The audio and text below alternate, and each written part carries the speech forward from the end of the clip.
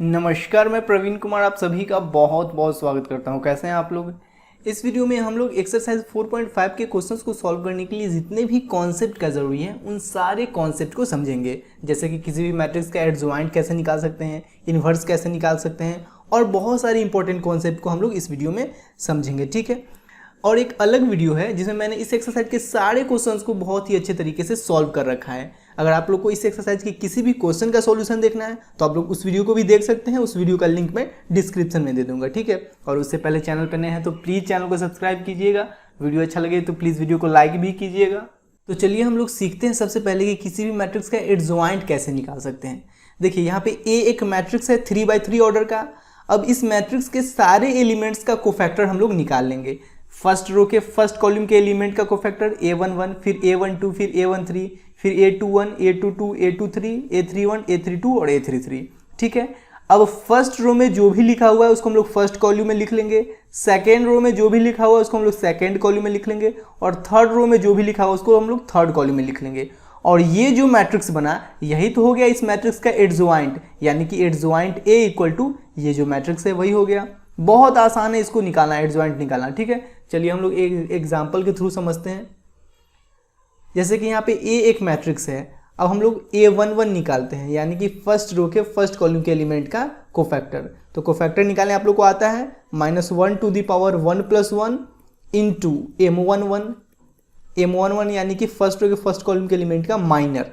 तो देखिए -1 to the power 1 + 1 2 into, अब M11 कैसे निकालेंगे, फर्स्ट रो और फर्स्ट कॉलम को डिलीट करेंगे तो आएगा 4।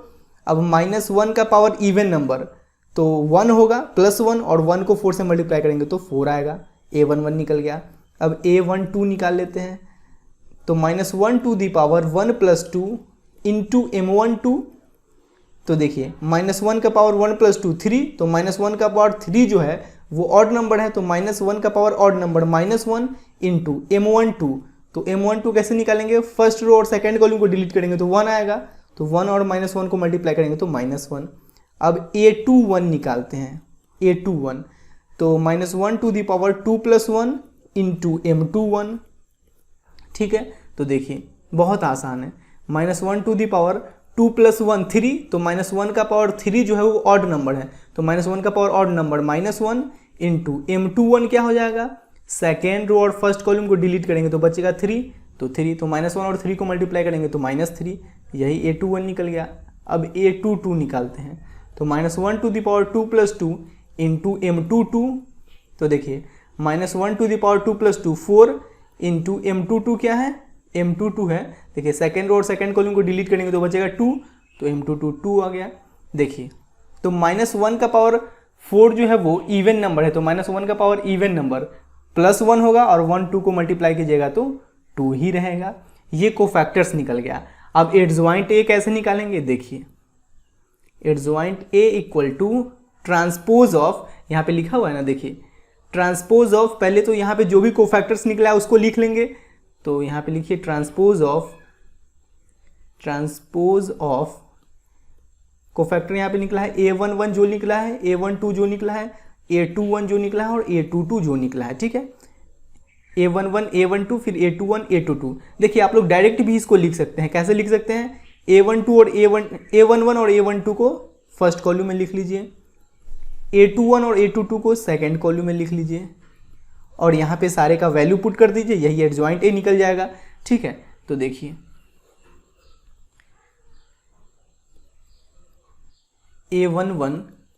A11 और A12 यहाँ पे ट्रांसपोज निकालेंगे तो फर्स्ट रो को फर्स्ट कॉलम में, फिर सेकेंड रो को सेकेंड कॉलम में, तो A21 और A22। अब इसका वैल्यू पुट कर देंगे।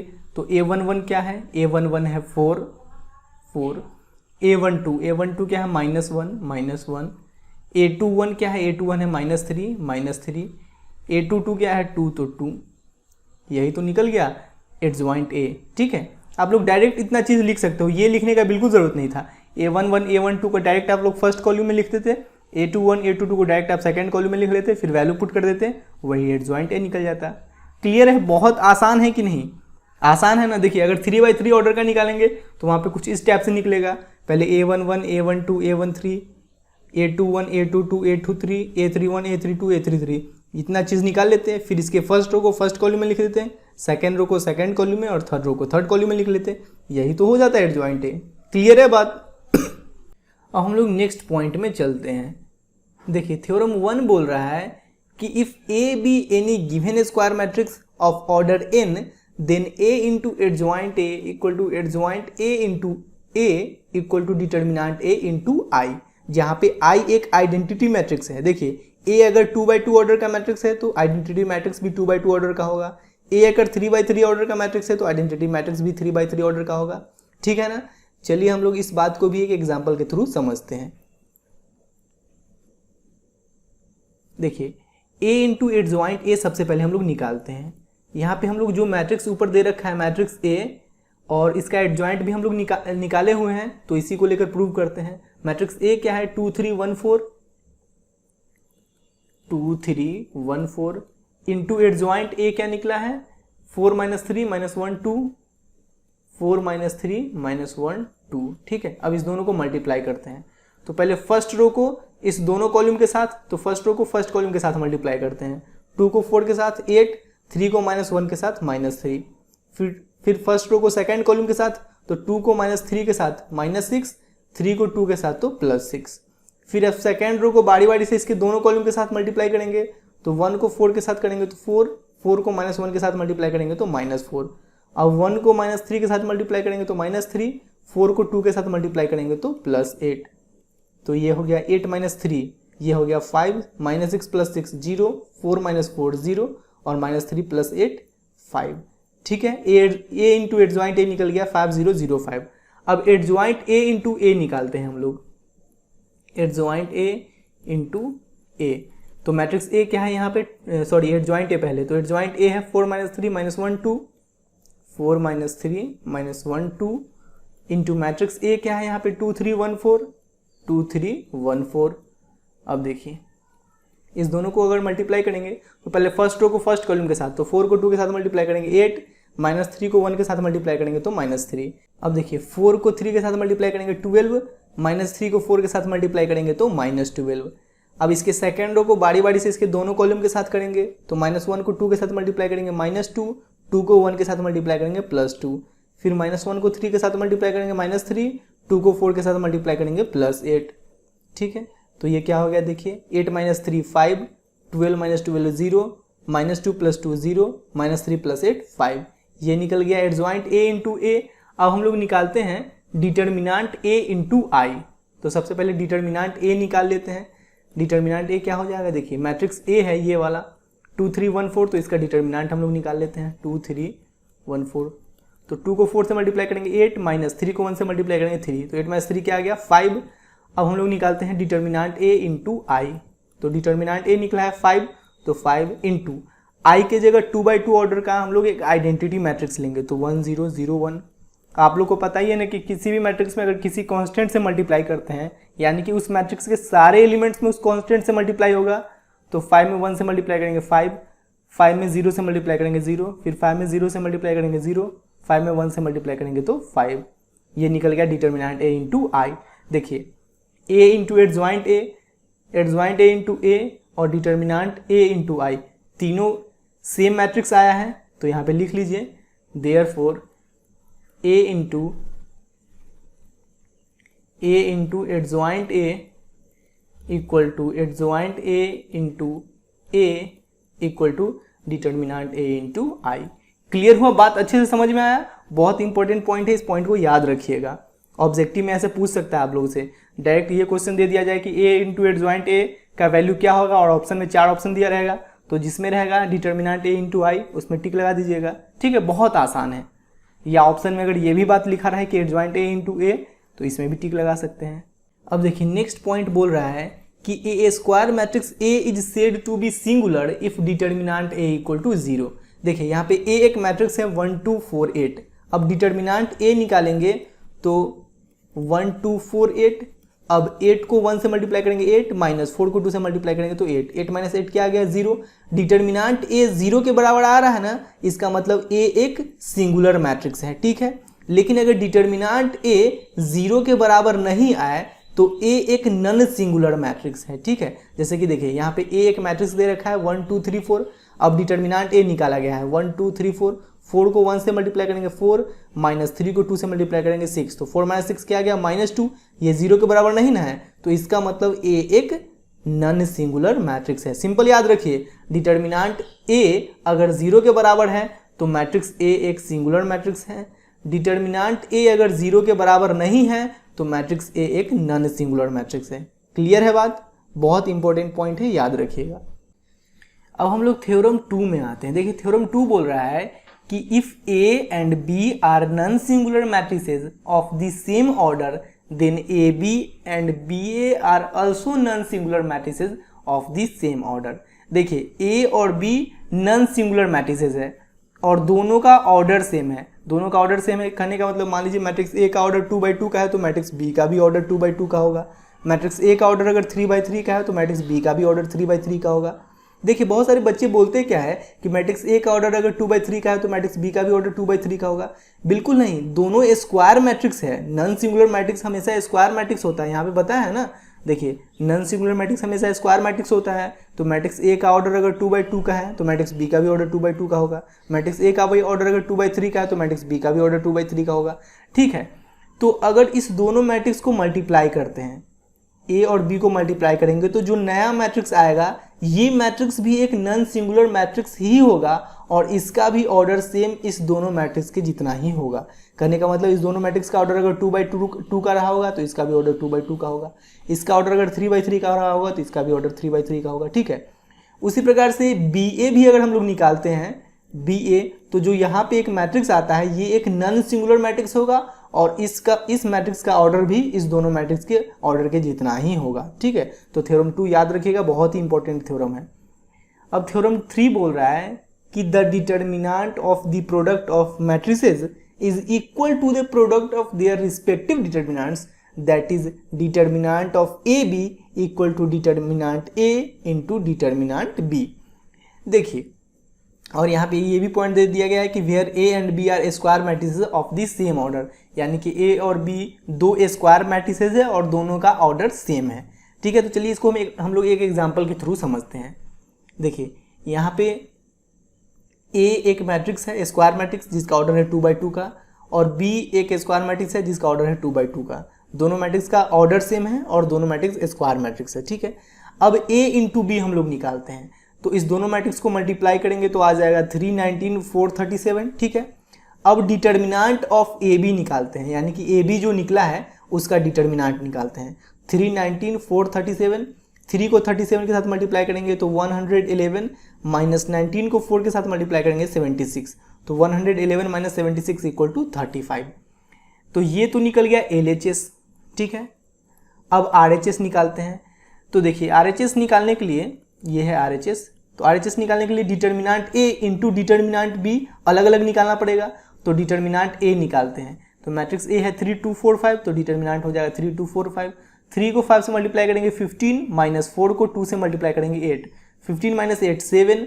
अब डिटर्मिनेंट B निकालते हैं, तो 1305, 5 को 1 से मल्टीप्लाई करेंगे 5, -0 को 3 से मल्टीप्लाई करेंगे 0, 5 - 0 क्या आ गया 5।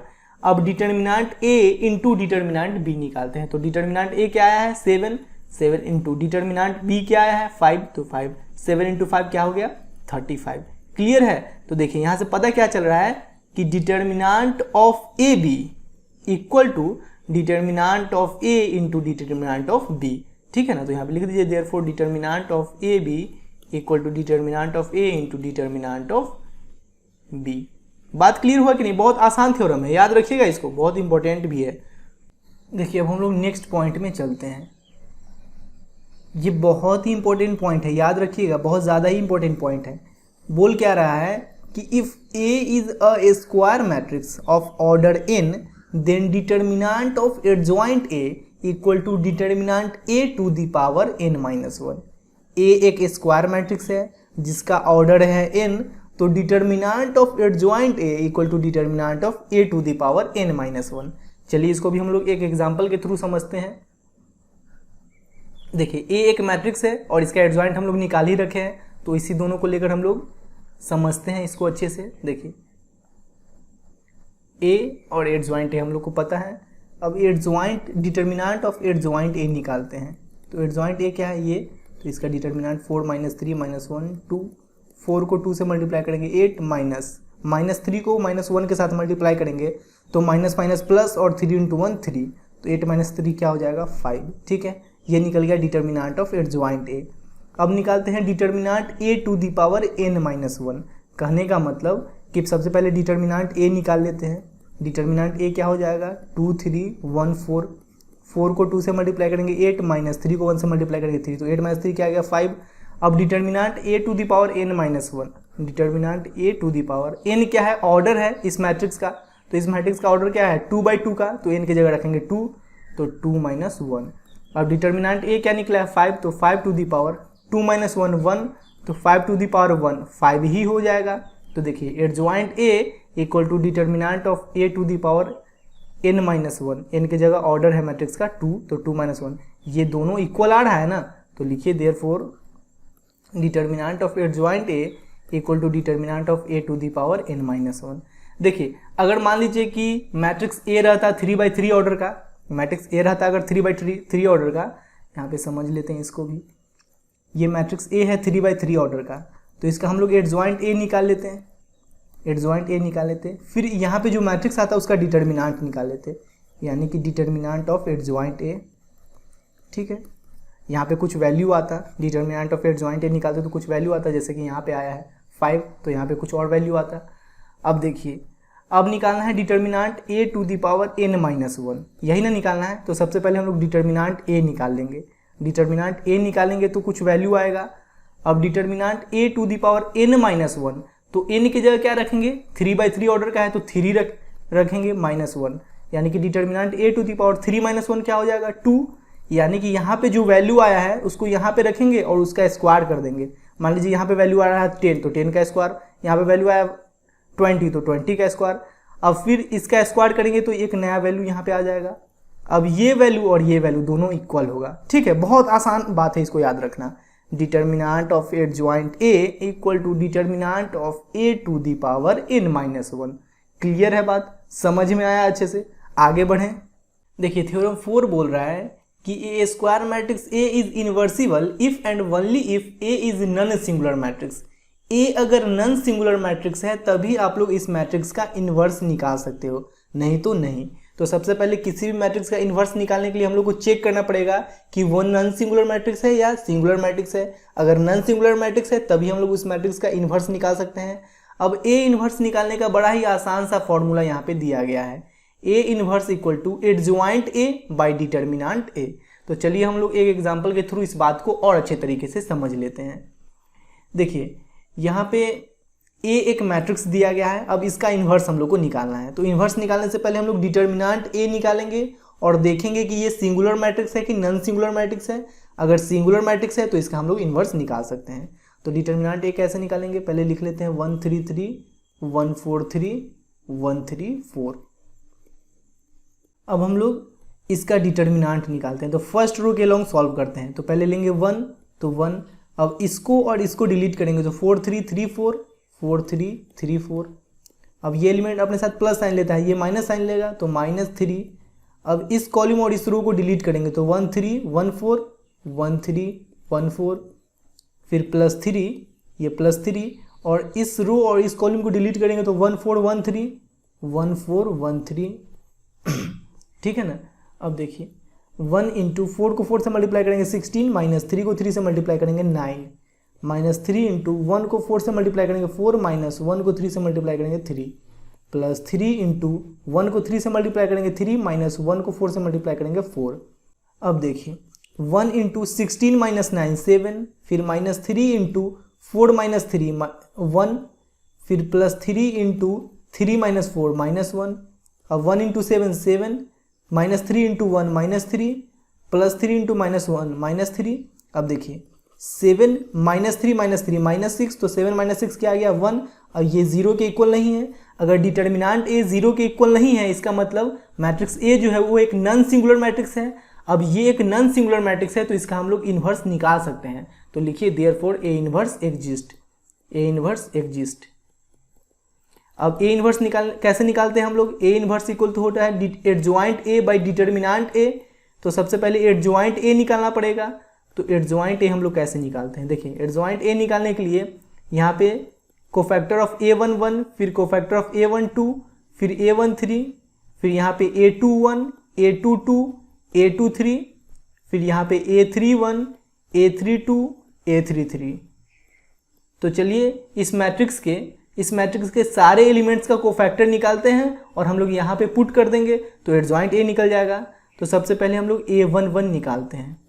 देखिए यहाँ पे जो मैट्रिक्स लिखा हुआ है उसको हम लोग नीचे लिख लेते हैं ताकि बार बार ऊपर ना करना पड़े। 1 1 1 3 4 3 लिख लेते हैं यहाँ पे रफ में, 1 1 1 3 4 3 3 3 4, यही है ना, देख लेते हैं एक बार, 1 1 1 3 4 3 3 3 4, ठीक है।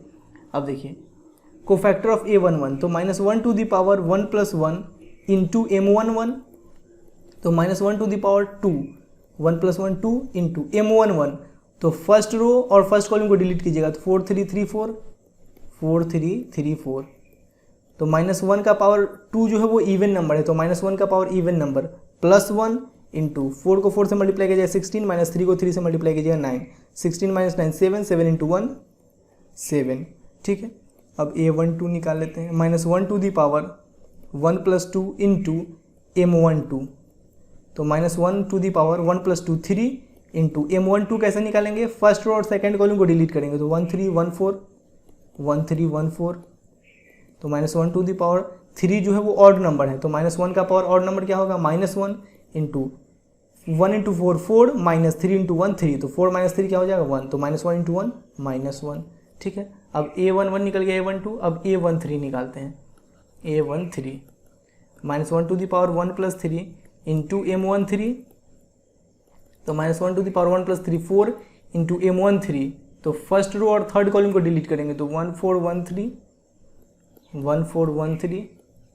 अब -1 का पावर इवन नंबर +1 इंटू 3 को 1 से मल्टीप्लाई करेंगे तो 3, -1 को 4 से मल्टीप्लाई करेंगे 4, तो 1 इंटू 3 - 4 -1, तो 1 इंटू -1 क्या आ गया -1। अब हम लोग A21 निकालते हैं, A21, तो -1 to the power 2 + 1 3 into M21। तो सेकेंड रो और फर्स्ट कॉलम को डिलीट करेंगे तो 3 3 3 4, यहाँ पे लिख लीजिए पहले, -1 to the power odd number -1 हो जाएगा इंटू M21 निकालेंगे, सेकेंड रो और फर्स्ट कॉलम को डिलीट करेंगे 3 3 3 4 3 3 3 4, -1 टू इंटू 3 को 4 से मल्टीप्लाई करेंगे 12, -3 को 3 से मल्टीप्लाई करेंगे 9, तो -1 इंटू 12 - 9 ये हो जाएगा 3, तो -1 इंटू 3 -3, ठीक है। A21 निकल गया। अब A22 निकाल लेते हैं, A22, ठीक है।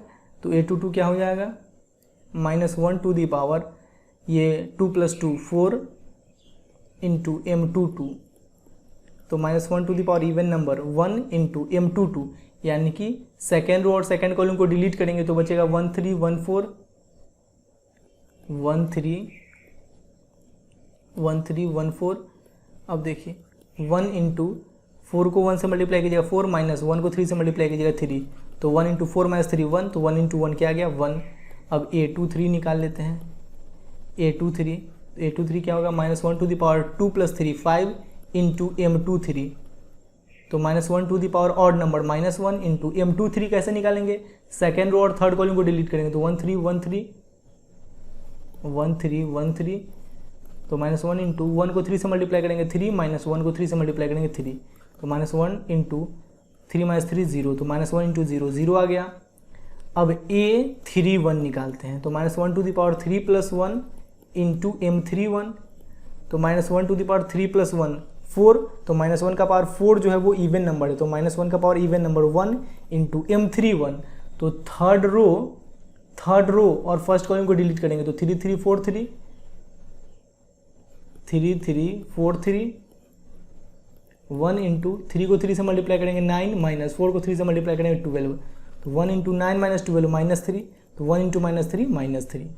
अब A32 निकालते हैं, तो -1 to the power 3 + 2 into M32, -1 to the power 3 + 2 5, तो -1 का पावर 5 जो है वो ऑड नंबर है, तो -1 का power odd number -1 into M32, यानी कि थर्ड थर्ड रो और सेकेंड कॉलम को डिलीट करेंगे तो 1 3 1 3 बचेगा,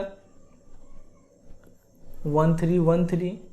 अब देखिए -1 इंटू 1 को 3 से मल्टीप्लाई करेंगे 3, -1 को 3 से मल्टीप्लाई करेंगे 3, 3 - 3 0, 0 को इससे मल्टीप्लाई करेंगे तो 0 ही होगा। अब A3 3 निकाल लेते हैं हम लोग, -1 to the power 3 + 3 6 into M33। तो -1 का power even number 1 into M33 कैसे निकालेंगे, थर्ड रो और थर्ड कॉलम को डिलीट करेंगे तो 1 3 1 4। तो यहाँ पे लिख लेते हैं हम लोग 1 3 1 4। तो 1 इंटू 1 को 4 से मल्टीप्लाई करेंगे 4, -1 को 3 से मल्टीप्लाई करेंगे 3, तो 1 इंटू 4 - 3 1, तो 1 इंटू 1 क्या आ गया, 1 आ गया। देखिए यहाँ पे सारा कोफैक्टर्स निकल गया, सारे एलिमेंट्स का कोफैक्टर्स। अब हम लोग यहाँ पे पुट कर देंगे, एडजॉइंट ए निकाल लेते हैं। तो adjoint A equal to, therefore adjoint A equal to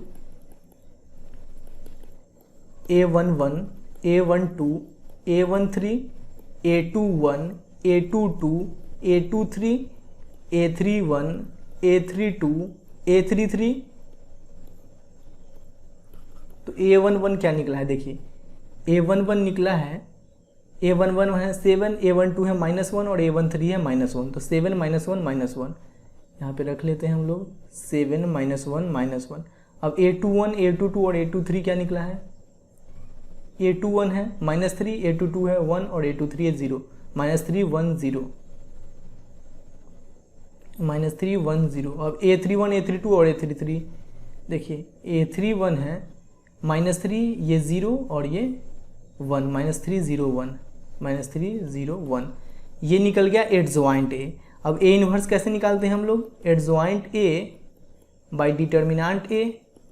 तो एडजॉइंट ए निकला है ये मैट्रिक्स, तो यहाँ पे हम लोग लिख लेते हैं -7 -3 -3 -1 1 0 -1 0 1 बाई डिटर्मिनेंट ए, या यहाँ पे 1/1 लिख लीजिए। डिटर्मिनेंट ए जो है 1 ही ना आया था, देखिए डिटर्मिनेंट ए जो है वो 1 के इक्वल आया था, तो यहाँ पे हम लोग नीचे लिख लेते हैं डिटर्मिनेंट, यहाँ पे 1/1 लिख लेते हैं। अगर डिटर्मिनेंट ए 2 आता तो यहाँ पे 1/2 लिख लेते हैं, डिटर्मिनेंट अगर 3 आता तो यहाँ पे 1/3 आता।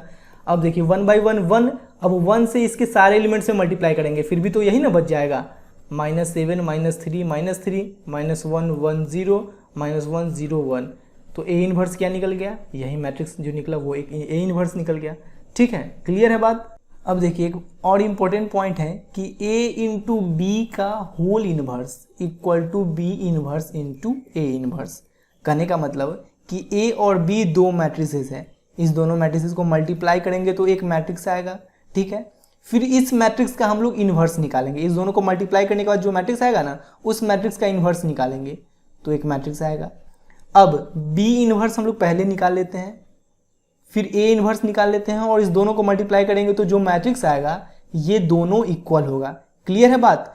देखिए बहुत सारे बच्चे यहाँ पे कंफ्यूज हो जाते हैं कि ए इंटू बी का whole inverse equal to A inverse into B inverse लिख देते हैं। नहीं, ए इंटू बी का whole inverse equal to B inverse into A inverse होगा। ठीक है, तो ये पॉइंट आप लोग याद रखिएगा, बहुत इंपॉर्टेंट है।